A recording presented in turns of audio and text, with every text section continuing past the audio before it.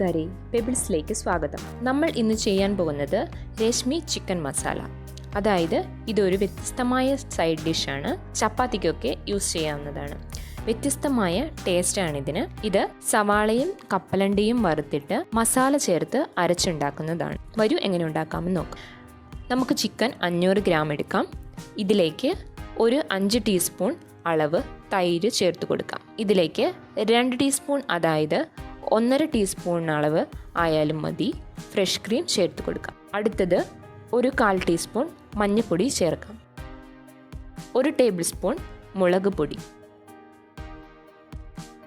1 teaspoon മല്ലിപ്പൊടി, അതായത് 1/2 ടീസ്പൂണിന് 2 teaspoon എന്ന രീതിക്ക് 1 ടീസ്പൂൺ മുളക് പൊടി, 3/4 ടീസ്പൂൺ ഇഞ്ചി വെളുത്തുള്ളി പേസ്റ്റ് ചേർത്ത് കൊടുക്കാം. ആവശ്യത്തിന് ഉപ്പും ചേർത്ത് കൊടുക്കാം. പച്ചമുളക് ചെറുതായി അരിഞ്ഞതും ചേർത്ത് കൊടുക്കാം. ഇത് എരിവ് നല്ലോണം ഇറങ്ങണം. ഇനി ഇതിലേക്ക് മല്ലി ഇല അരിഞ്ഞതും ചേർത്ത് കൊടുക്കാം. നാരങ്ങ നീര് കൂടെ ചേർത്ത് മിക്സ് ചെയ്യാം. അതായത് മാരിനേറ്റ് ചെയ്തിട്ട് ഒരു 20 മിനിറ്റ് വെക്കണം. നമ്മൾ ഇതിന് ചിക്കൻ വാങ്ങുമ്പോൾ എല്ലില്ലാത്ത ചിക്കൻ വാങ്ങുകയാണെങ്കിൽ ടേസ്റ്റ് നല്ലതായിരിക്കും. കുട്ടികൾക്കും നല്ലോണം കഴിക്കാൻ എളുപ്പമായിരിക്കും. ഇത് വറുത്ത് ചെയ്യുവാണെങ്കിൽ ഇതിലും ടേസ്റ്റ് ആയിരിക്കും. ഇപ്പോൾ നമ്മൾ ഇത് റെഡി ആക്കിയിട്ടുണ്ട്. 20 മിനിറ്റ് ഇങ്ങനെ വയ്ക്കാം. ഇനി ഒരു പാൻ വെച്ചിട്ട് അതിലേക്ക് 3 ടേബിൾ സ്പൂൺ എണ്ണ ഒഴിക്കാം. സവാള ഇട്ട് കൊടുക്കാം. കുറച്ച് പച്ചമുളക് നന്നായി വഴറ്റണം. ചാറ് കൂടുതൽ വേണമെങ്കിൽ കുറച്ചുകൂടെ സവാള ചേർത്ത് കൊടുക്കാവുന്നതാണ്. ഇതിന് തക്കാളി ചേർക്കരുത്. സവാള വഴണ്ടിട്ടുണ്ട്. ഇതിലേക്ക് 20 കപ്പലണ്ടി ചേർത്ത് കൊടുക്കാം. ഇനി ഇത് എണ്ണയിൽ നന്നായി വഴറ്റിയെടുത്ത് ആറിയിട്ട് അരച്ചെടുക്കാം. ഇപ്പോൾ നല്ലോണം ചൂടായിട്ടുണ്ട്.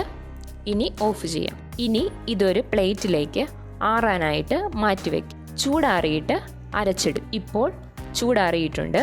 നമുക്ക് മിക്സിയിൽ അരച്ചെടുക്കാം. ഇനി അതേ പാനിലേക്ക് 1 ക്യൂബ് ബട്ടർ ചേർത്ത് കൊടുക്കാം. 1 ടേബിൾ സ്പൂൺ എണ്ണ ഒഴിക്കാം. ഇതിലേക്ക് 2 ഏലക്ക, പട്ട, മറാഠി മൊഗ്, 5 ഗ്രാമ്പു, 1 ബ്രിഞ്ചി ഇല, അരച്ചു വെച്ചിരിക്കുന്ന സവാള കപ്പലണ്ടി പേസ്റ്റ് ചേർത്ത് കൊടുക്കാം. സിമ്മിൽ വെച്ചേക്കുക, അല്ലെങ്കിൽ അടിയിൽ പിടിക്കാൻ ചാൻസ് ഉണ്ട്. 1 മിനിറ്റ് നല്ലോണം വറുത്തിട്ട് അതിനുശേഷം ചിക്കൻ ചേർത്ത് കൊടുക്കാം. അതായത് മാരിനേറ്റ് ചെയ്ത് വെച്ചിരിക്കുന്ന ചിക്കൻ ചേർക്കാം. ഇപ്പോൾ നല്ലോണം വഴണ്ടിട്ടുണ്ട്. ഇപ്പോൾ ഇതിലേക്ക് വെള്ളം ചേർത്ത് കൊടുക്കാം. വെള്ളം ചേർത്ത ശേഷം 1 മിനിറ്റ് മൂടി വെച്ച് നന്നായി തിളയ്ക്കണം. 3 മിനിറ്റ് ആയിട്ടുണ്ട്. ഇനി ഇതിലേക്ക് മാരിനേറ്റ് ചെയ്ത് വെച്ചിരിക്കുന്ന ചിക്കൻ ചേർത്ത് കൊടുക്കാം. ഒരു 10-15 മിനിറ്റ് സ്ലിം ഫ്ലെയിമിൽ വെച്ച് നന്നായി തിളയ്ക്കണം. ഇതിലേക്ക് ഒരു 200 മില്ലി വെള്ളം ചേർത്ത് കൊടുക്കാം. ആവശ്യത്തിന് വെള്ളം ചേർക്കുക. ഒരു 1/4 ടീസ്പൂൺ ഉപ്പ് ചേർത്ത് കൊടുക്കാം. നല്ലോണം ഇളക്കിയിട്ട് മൂടി വയ്ക്കാം. നല്ലോണം തിളയ്ക്കണം.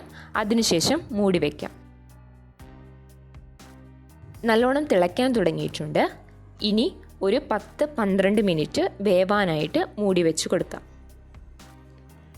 ഇടയ്ക്ക് ഇളക്കി കൊടുക്കണം, ഇല്ലെങ്കിൽ അടിയിൽ പിടിക്കും.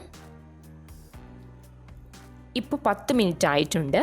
എണ്ണ നല്ലോണം തിരിഞ്ഞു വരുന്ന സമയത്ത് കുറച്ച് ഗരം മസാല സുഗന്ധത്തിനായിട്ട് ചേർത്ത് കൊടുക്കാം. നല്ലോണം മിക്സ് ചെയ്ത് ഒരു 5 മിനിറ്റിന് ശേഷം കസ്തൂരി മേത്തി ഉണ്ടെങ്കിൽ ചേർത്ത് കൊടുക്കാം. ഇനി ഒരു 5 മിനിറ്റ് നമുക്ക് മൂടി വയ്ക്കാം.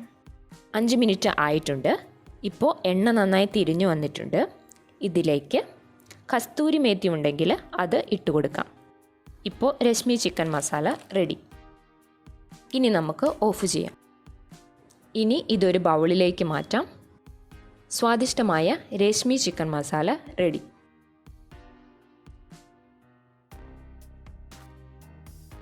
ഞാൻ രശ്മി ചിക്കൻ മസാല എങ്ങനെ ഉണ്ടാക്കിയെന്ന് നിങ്ങൾ കണ്ടുവല്ലോ. തീർച്ചയായും നിങ്ങൾക്കിത് ഇഷ്ടപ്പെട്ടിരിക്കും. വീഡിയോ ഇഷ്ടപ്പെട്ടെങ്കിൽ ലൈക്ക് ചെയ്യുക, ഷെയർ ചെയ്യുക, കമൻറ്റ് ചെയ്യുക. മറക്കാതെ പെബിൾസ് ചാനൽ സബ്സ്ക്രൈബ് ചെയ്യുക.